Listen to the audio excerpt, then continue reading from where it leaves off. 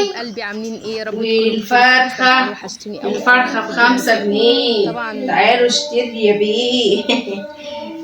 ايه رايك في الاكل؟ سايبه لكم كده الفيديو ده بالصوت وعملنا كده بقى مع ايه؟ السيد بقى، وبعد كده بطاطس نشوف هنعمل ورز ايه.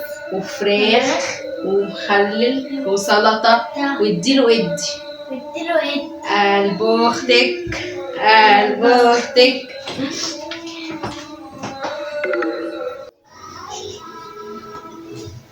حبايب قلبي عاملين ايه؟ يا رب تكونوا بخير في احسن حال. وحشتوني قوي قوي من الفيديو اللي فات. ان شاء الله كده نرجع بحماس ونبقى متحمسين كده للفيديوهات، علشان خاطر مفيش حماس خالص.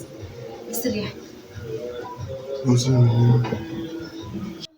حبايب قلبي عاملين ايه؟ يا رب تكونوا بخير وفي احسن حال. وحشتوني قوي قوي من الفيديو اللي فات. يا رب كده دايما يكون الطاقة والباور كده نكون حاسينه. فنبدأ كده نصلي على النبي ونقول اللهم صل وسلم وبارك على سيدنا محمد وعلى آله وصحبه أجمعين. طبعا اليومين اللي فاتوا دول ما كانش فيه باور خالص، ولا كان فيه حماس، ولا فيه أي شيء خالص. بس إن شاء الله ربنا مستعان كده، وربنا يدينا الصحة والعافية عشان خاطر بيتنا وعيالنا وعشان خاطرنا احنا كمان. فنصلي على النبي كده، اللهم صل وسلم وبارك على سيدنا محمد وعلى آله وصحبه أجمعين. جايلكوا طبعا بقى ايه بفيديو كده كل يعني باور شوية، يعني الحمد لله. عن الفيديوهات اللي فاتت الحمد لله احسن بكتير.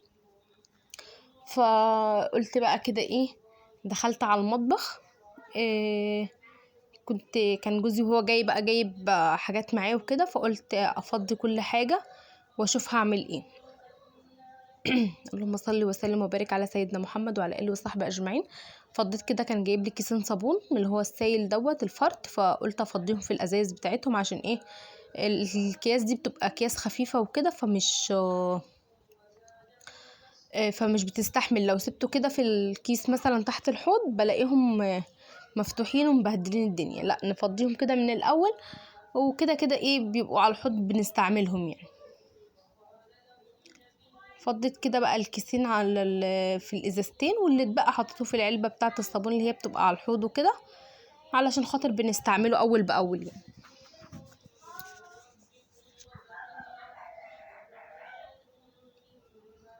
وحشتوني قوي قوي من الفيديوهات اللي فاتت بجد، بستنى الكومنتات بتاعتكم. اي كومنت اقسم بالله بيفرحني، لو كومنت واحد على الفيديو بيفرحني. الحمد لله يا رب، الحمد لله.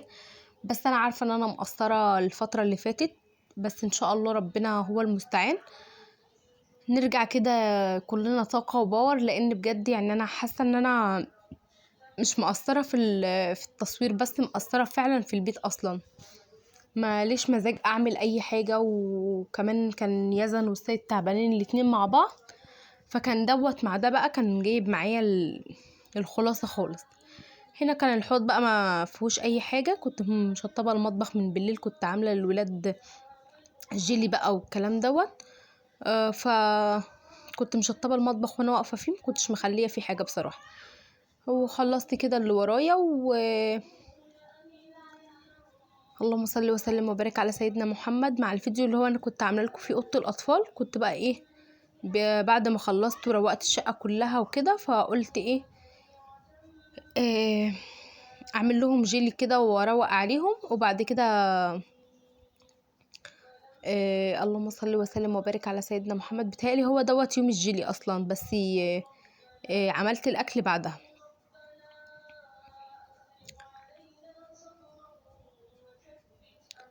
اللهم صل وسلم وبارك على سيدنا محمد. جبت كده، كان عندنا فضلة خيركم كده فرخة، بس بصراحة مش هعملها كلها، انا لقيتها كبيرة وهنعمل اكلة خفيفة كده وبسيطة، فقلت ايه لا مش هعملها كلها، هي الاكلة اصلا بتاعت يومها وكده. ولو عملت مش هتبقى منها. واحنا الفراخ لما مش نعم. فقلت اقطع الفرخه كده، اخد بس الوركين بالهياكل بالكبده وبالقناصه الكلام ده، واخد الصدر نفسه اشوف ممكن اعمله ايه. بندخله في اي اكل الكلام دوت. بعدين الصدر بيبقى تقيل اصلا على الواحد، مش بيعرف يكمله كده. قلت اخلي كده الصدر بسرعه، واخد الوركين بالهياكل بالكلام دوت، احطهم على صينيه البطاطس اكله خفيفه وسريعه كده وما خدتش مننا وقت، في ثانيه كنا عاملينها وكنا عاملين.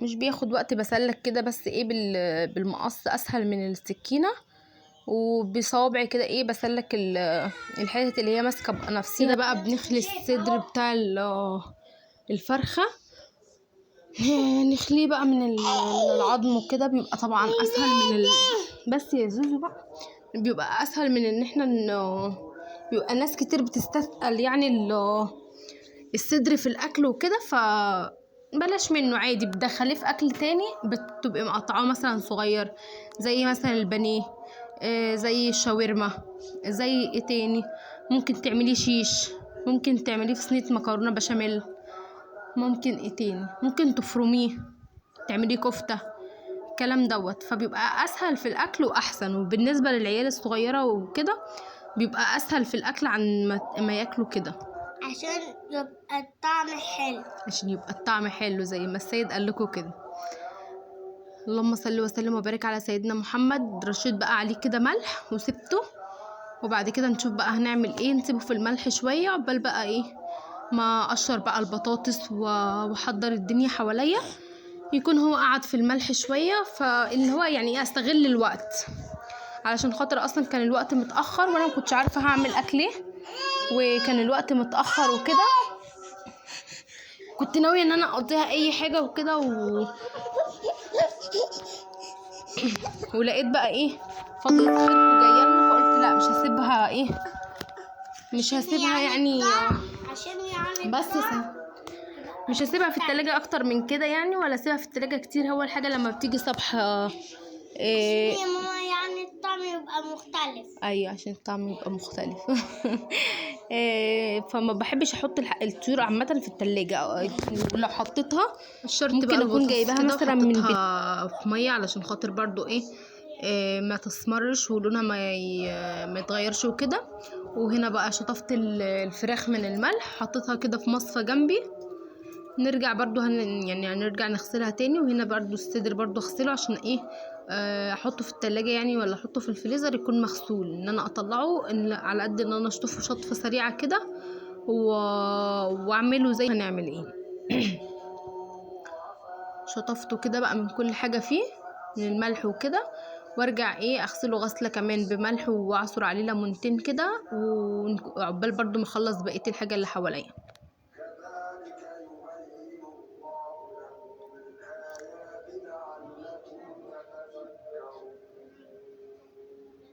هنا كنت برضو برش عليه ملح وبعصر عليه ليمون، بس مش كنت واخده اهو كده، كنت بعصر عليه ليمون وملح بس مش كنت واخده بالي اني مش كنت جايه في الكاميرا يعني.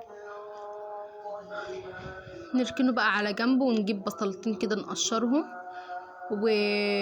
وطماطم وفلفل. هو بصراحه يعني احمد قال لي انا عايزها بطريقه ماما امي انا، كان هو كان بيحبها من ايديها يعني وكده، ف نعملها بقى بطريقتها زي ما هو عايزها. هنا بقى غسلت كده بصلتين نقشرهم كده، نقطعهم حلقات رفيعة كده زي عشوائي يعني، زي ما بتطلع مكعبات طرنشات زي ما يكون يعني.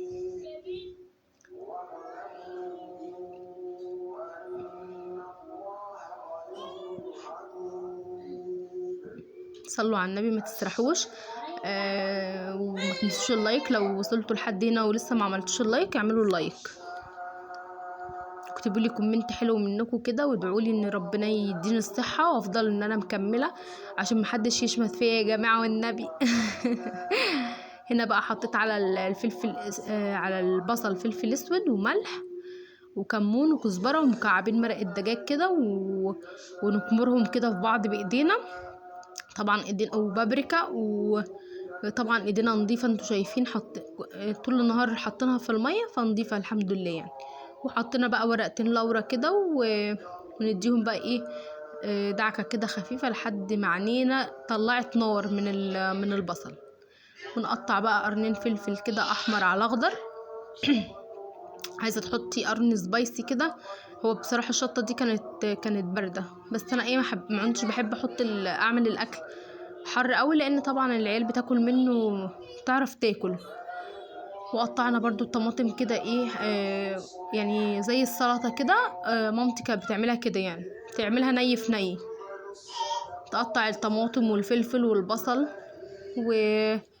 والبهارات كده عليهم، وتلف الفرخة كده بيهم، وترجع بقى تنزل على باقي